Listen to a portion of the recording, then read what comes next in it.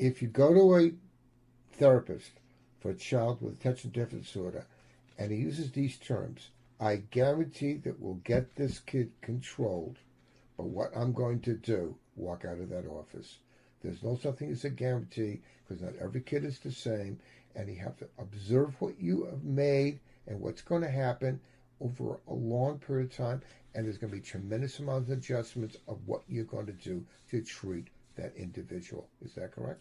Could not agree with you more, because I know in my practice that so many of the children are on medications and they're not necessarily that improved. It's not a walk in the park. It's not like the kid goes on meds and suddenly their symptoms disappear. I have several patients that the medications are minimally effective, and they say it usually takes two or even more like three different trials to come up with the right medication and the right dosage.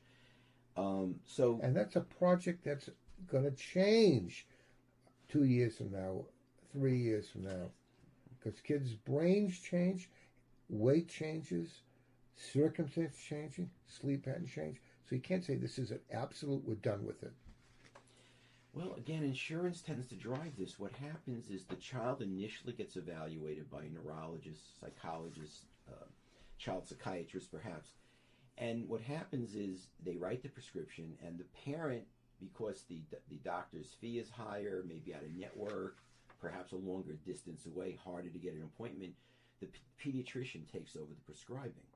And very often it just becomes an automatic renewal year after year, because unless the parent goes in and advocates for their child and really explains that things are not working as well, very often the child, I often will get kids who've been on the same meds for 6 years, and I'll say to the parent, and they're having a lot of difficulties, and I'll say, well, when did these problems become difficult? And they'd say, it's really intensified over the last couple of years.